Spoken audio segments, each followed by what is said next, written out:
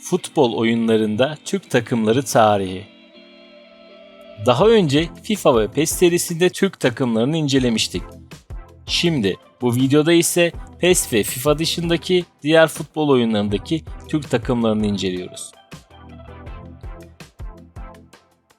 Videodaki tüm oyunlar tek tek indirilerek ekran kaydı alınmıştır. Ayrıca Türk takımlarının olduğu oyunlar FIFA ve PES dışında gerçekten çok az. 100'e yakın oyun indirmeme rağmen Türk takımı olan oyun sayısı sadece 25. Bu videoda yer almayan FIFA ve PES serisi için yaptığım videoları açıklama kısmında bulabilirsiniz.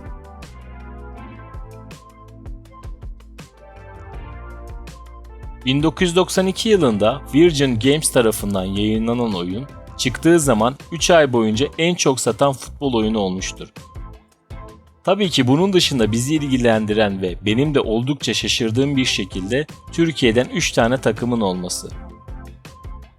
Bunlar sırasıyla Galatasaray, Beşiktaş ve Sakaryaspor. Araştırdığım ve bulabildiğim kadarıyla ilk defa bir futbol oyununa eklenen Türk takımları bu 3 adet Türkiye Ligi takımı. Ve bu oyunun öncesinde Türkiye milli takımı da dahil bulabildiğim Türk takımı olan bir futbol oyunu yok. Ayrıca oyunda takım isimleri kullanılmasına rağmen futbolcu isimleri rastgele isimlerden oluşturulmuştur.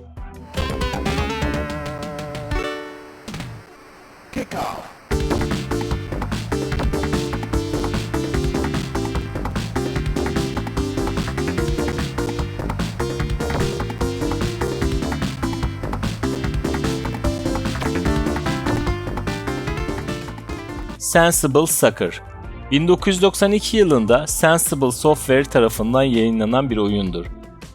Oyunda Türk milli takımı oyuncu isimleri lisanslı bir şekilde yer almıştır.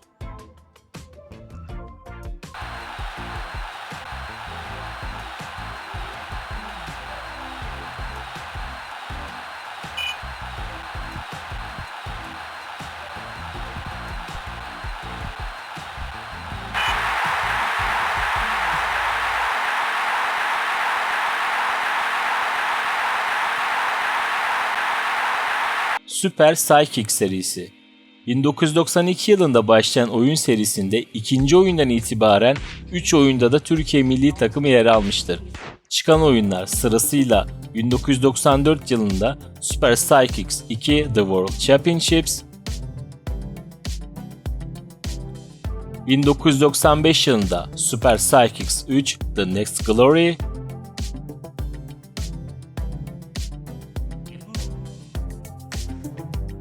ve 1996 yılında çıkan oyunun ismi ise The Ultimate 11 SNK Football Championships olarak değişmiştir.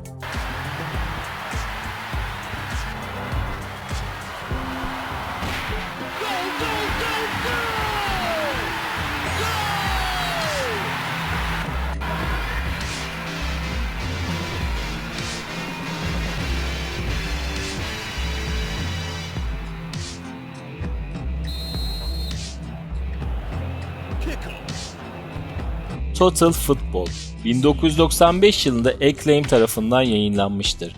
Oyunda Türkiye milli takımı da mevcuttur. Ayrıca oyunda hiçbir takımda futbolcu isimleri kullanılmamış ve bunun yerine oyuncuların forma numaraları kullanılmıştır.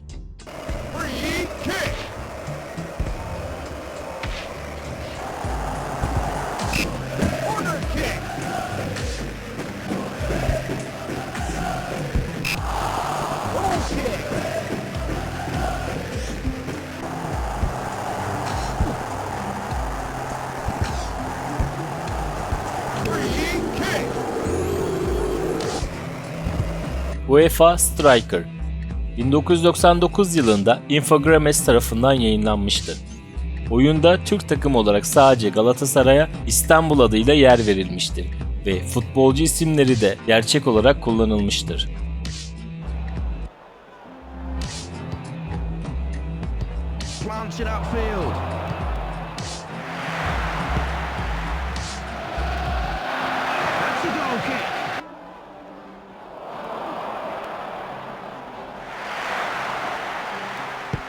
Plays it short and square. Good early save from the keeper. This is Football 1999 yılında Sony tarafından yayınlanmıştır. Oyunda Türkiye milli takımı lisanslı olarak yer almıştır.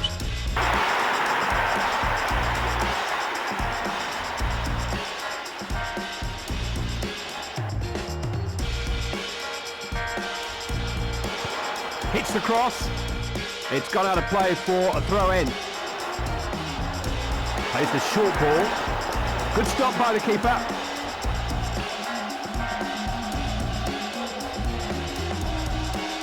Suka.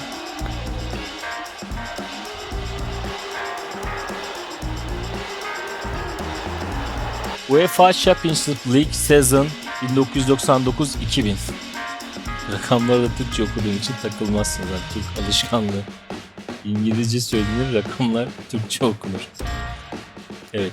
2000 yılında Eidos Interaktif tarafından resmi Şampiyonlar Ligi oyunu olarak yayınlanmıştır. Oyunda 1999 ve 2000 yıllarında Şampiyonlar Ligi'nde elemelere kalan tüm takımlara yer verilmiştir. Oyunda Türk takımı olarak sadece Galatasaray lisanslı bir şekilde yer almıştır.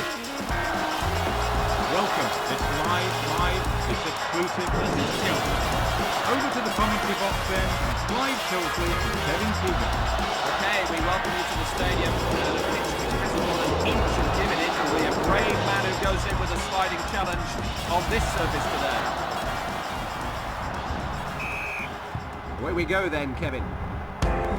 Schmidt. He's found his man. Good passing. Cleared from the danger area. Poyet. Petrescu. This is Football 2. 2000 yılında Sony tarafından yayınlanmıştır. Önceki oyunda da olduğu gibi Türkiye milli takımı lisanslı olarak oyunda yer almıştır.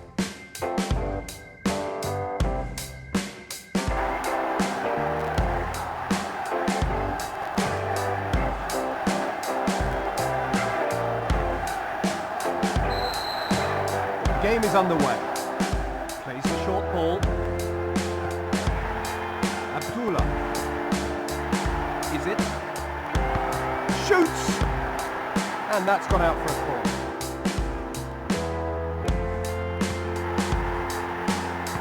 Offside! Michael Owen WLS 2000. 2000 yılında THQ tarafından yayınlanmış ve Türk takımı olarak Türkiye milli takımı yer almış olmasına rağmen futbolcu isimleri kurgusaldır.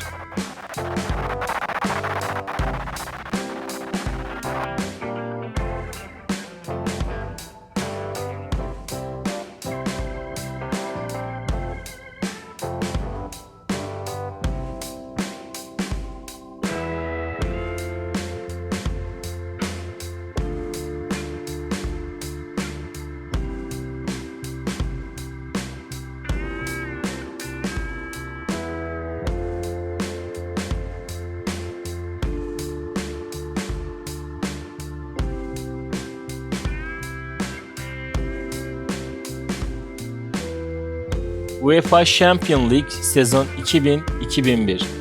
2001 yılında Take-Two Interactive tarafından resmi Şampiyonlar Ligi oyunu olarak yayınlanmıştır. Oyunda 2000 ve 2001 yıllarında Şampiyonlar Ligi'nde elemelere kalan tüm takımlara yer verilmiştir.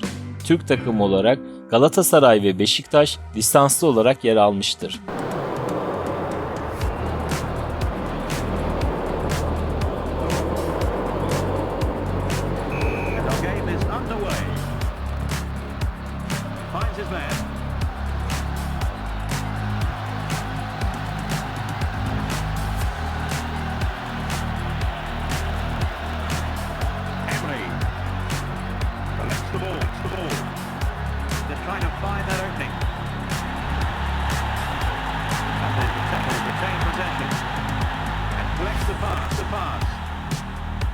Ronaldo V Football 2000 yılında Infogrames tarafından yayınlanmıştır.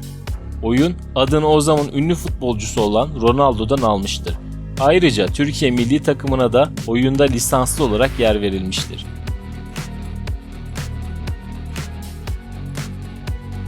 This match is set to be a real battle.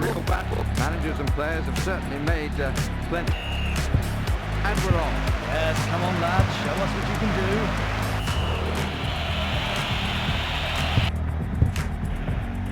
The pass. Intercepted. Nice control. That's a good one. Perfect. A textbook tackle. Oh, what a player. Sega Worldwide Soccer 2000 Euro Edition 2000 yılında Sega tarafından yayınlanmıştır.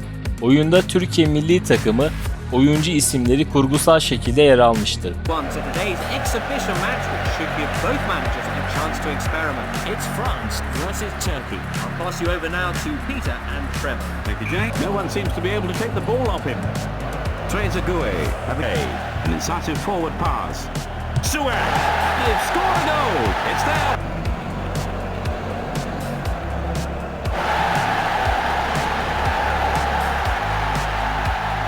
The game resumes. The ball collected despite being under pressure. UEFA Challenge 2001 yılında Infogrames tarafından yayınlanmıştır. Türk takımı olarak oyunda Galatasaray lisanslı olarak, Fenerbahçe ise İstanbul adıyla kurgusal futbolcu isimleriyle yer almıştır.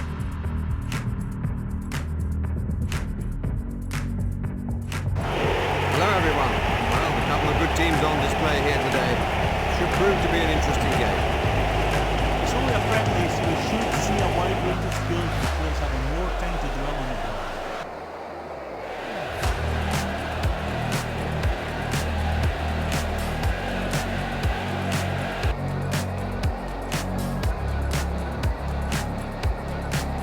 Players are ready for the kickoff. Here we go.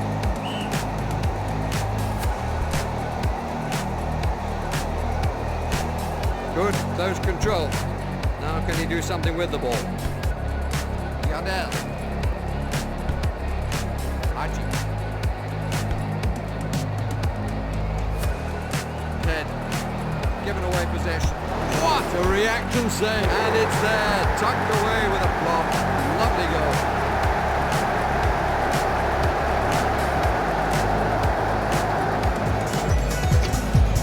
1-0 up, you can't afford to sit back a little. Let's see what they do. Yardel. Haji. MLS Extra Time 2001 yılında Konami tarafından sadece Amerika'da yayınlanmış ve Türkiye milli takımı kurgusal oyuncu isimleriyle yer almıştır.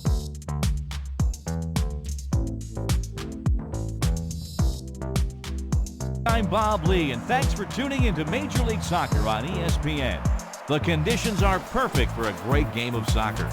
Today we have a special matchup as these two teams face off in a friendly exhibition. This is MLS on ESPN.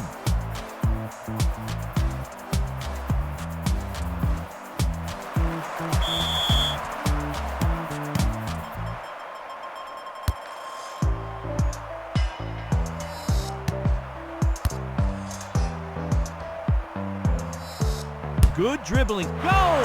He did it! Turkey!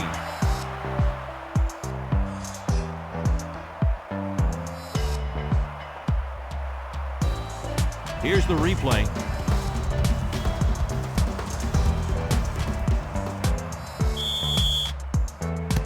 He rethinks the attack.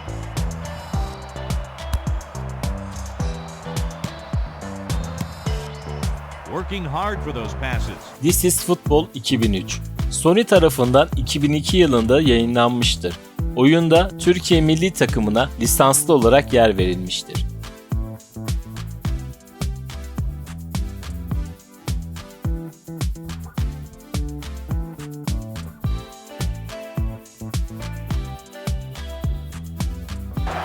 Zwischen der Türkei und Bolivien.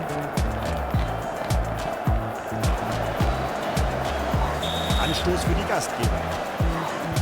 Und das gibt Elfmeter. Der Unparteiische kommt herüber und er schickt ihn vom Platz. Und übrig. Der Ball geht ins Tor aus. Abschluss.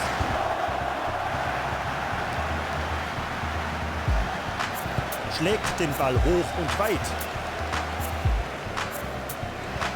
UEFA Champions League sezon 2001-2002. 2002 yılında Take-Two Interactive tarafından yayınlanmıştır. Önceki oyunlar gibi bu oyunda da 2001 ve 2002 yıllarında Şampiyonlar Ligi'nde elemeleri kalan tüm takımlara yer verilmiştir. Oyunda Türk takımı olarak Galatasaray ve Fenerbahçe tamamen lisanslı olarak yer almıştır. Galatasaray take on Fenerbahçe in this one. Today we're in Madrid in Spain. Our game comes from this magnificent stadium which is packed in an incredible 90,000.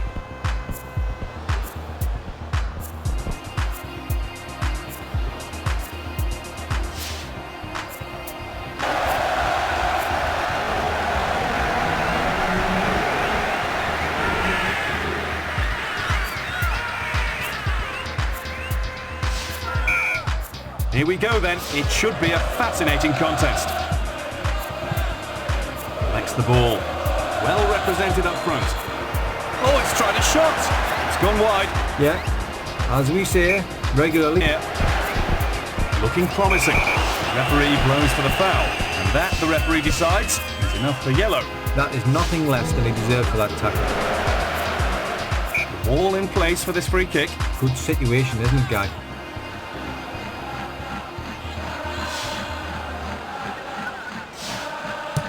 Advancing steadily. It's well taken. That was a cool header. Not a good first half then, and 0-0, no goals and a pretty cagey affair out there.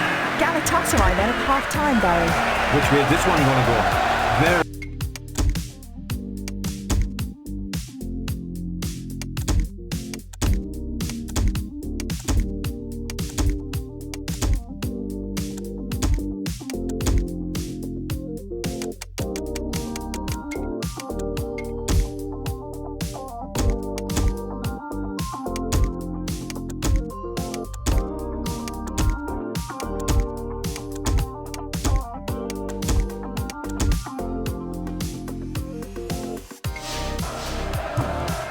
He shoots. Goal! It's 1-0 into the bottom corner. Perfect placement. Yeah, for me, the defence was just chasing shadows there. The goal was almost inevitable. That's a great challenge. Hard, it was fair. That's gone left. Preempts the challenge there. Nice forward pass. Seven Goran Eriksson World Challenge 2002 yılında Ubisoft tarafından yayınlanmıştır. Oyunda Türkiye milli takımı lisanslı olarak yer almıştır. Ayrıca oynadığım oyunlar arasında gerçekten en kötü olanı.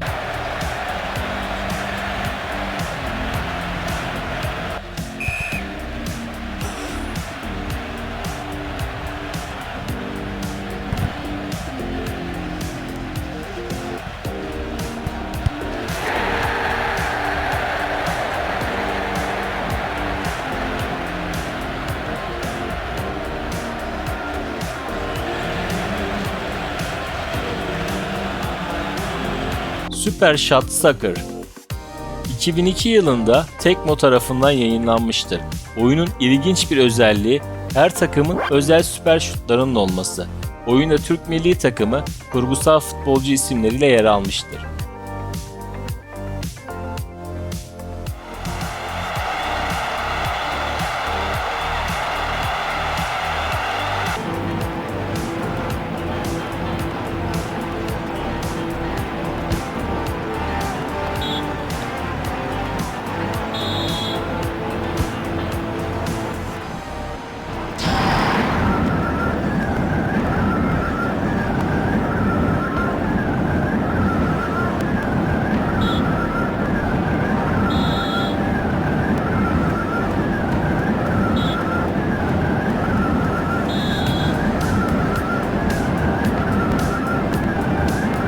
Red Card 2003 2002 yılında Midway tarafından yayınlanmıştır. Oyunun ilginç özelliği futbolcuların birbirine tekme tokat dalmasına rağmen hakemin bir şey dememesi, oyunda harika turbo şutların olması ve Yunus balıkları gibi absürt kişilerle maç yapılması.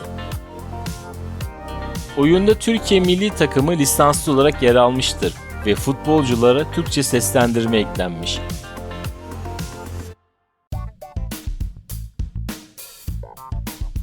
Ayrıca oyunun detaylı incelemesini açıklama kısmında bulabilirsiniz. içeri sokmuş. Dolphin hepsi Yunus balığı hepsinin ismi. Football Generation 2003 yılında Ubisoft tarafından yayınlanmıştır. Oyunda Türkiye milli takımı kurgusal futbolcu isimleriyle yer almıştır. Today's friendly pitches two excellent teams against each other. It's guaranteed to be a great match. It's really pouring down out there today. Sides look ready to start the match.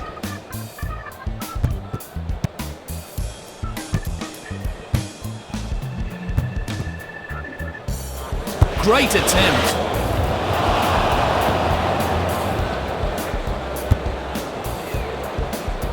He gets his head to the ball.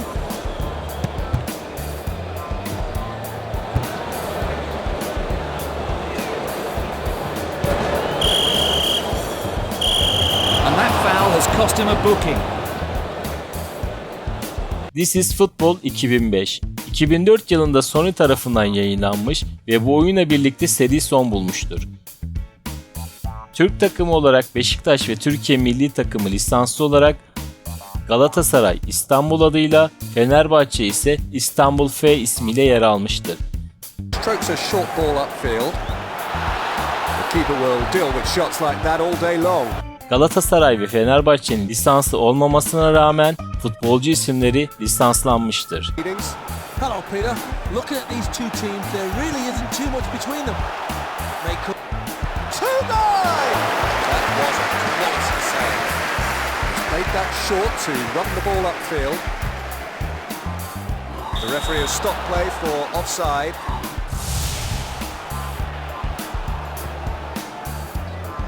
England International Football 2004 yılında Codemasters tarafından İngiltere takımına özel olarak yayınlanmıştır. Oyunda Türkiye milli takımı lisanslı olarak yer almış ve o zamanın çoğu ünlü Türk futbolcunun gerçek yüzü kullanılmıştır. So let's take a look at how the two teams will line up. Turkey will line up with a flat back four across the middle of the park.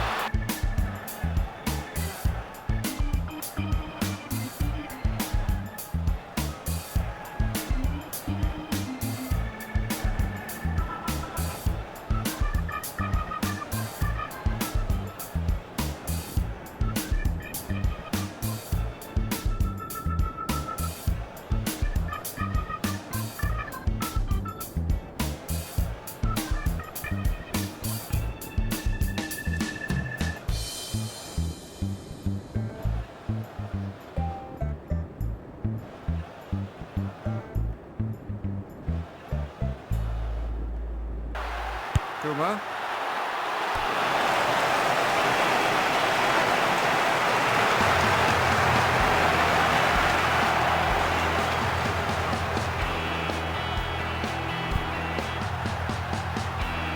The ball sprayed out to the left.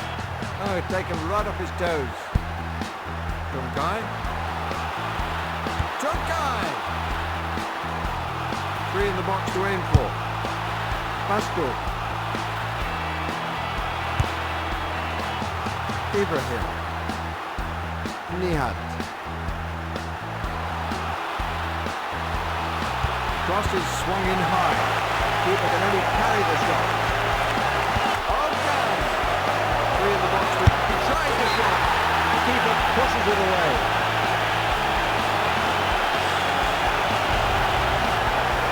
Now let's see the goal again. World Tour Soccer 2006 2005 yılında Sony tarafından yayınlanmıştır. Oyun ilginç bir şekilde 2004 yılında yayınlanan This is Football 2005 oyununun birebir aynısıdır. The refs awarded a penalty.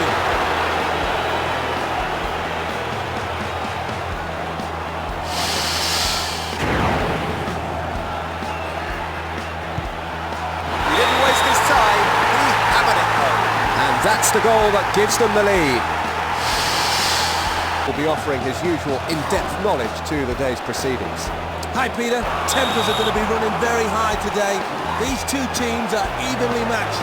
It'll be a battle in midfield. Watch the tackle. Has a goal! It's there! What a goal! We are watching an artist at work. The away team have taken the lead.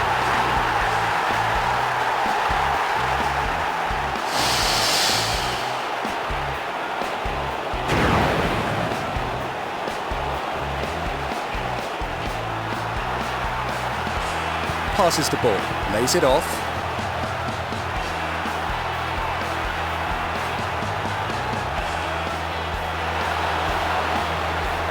He shoots! Virtua Pro Football 2006 yılında Sega tarafından yayınlanmıştır. Oyun Sega tarafından geliştirilip yayınlansa da gördüğünüz gibi PES 6'nın berbat bir kopyası gibi duruyor. Oyuncu yüzlerine bile hiçbir şekilde özenilmemiş. Oyunda Türkiye milli takımı lisanslı olarak yer almıştır. İlginç olan ise o zamanın kalecisi olan Volkan Demirel'in 10 numara ile forvet olarak oyunda yer alması. Sanırım o zamanlar PES ya da FIFA'da da böyle bir hata olmuştu. Bilen arkadaşlar varsa lütfen yorumda belirtsin. He heads it. Easy for the keeper.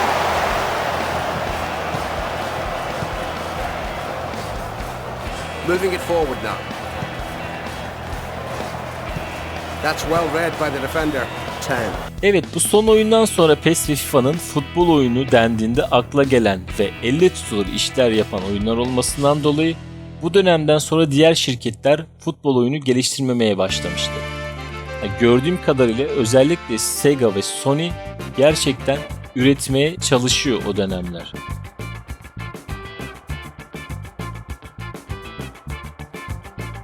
Ayrıca şu anda PES yani şimdiki adıyla eFootball olan oyunun da çöküşe geçmesinden dolayı FIFA şu anda yani resmen futbol oyunu dendiğinde akla gelen tek oyun ve futbol oyununu şu an tek eli altında tutuyor. Bununla birlikte 25 Ağustos 2001 yılında UEFL adıyla bir futbol oyunu duyuruldu. Bakalım oyun PES'in de çöküşte olmasını fırsat bilerek FIFA'ya rakip olabilecek mi? Ayrıca oyun resmi olarak Beşiktaş'ta anlaşmış gözüküyor. Bakalım bize neler sunacak.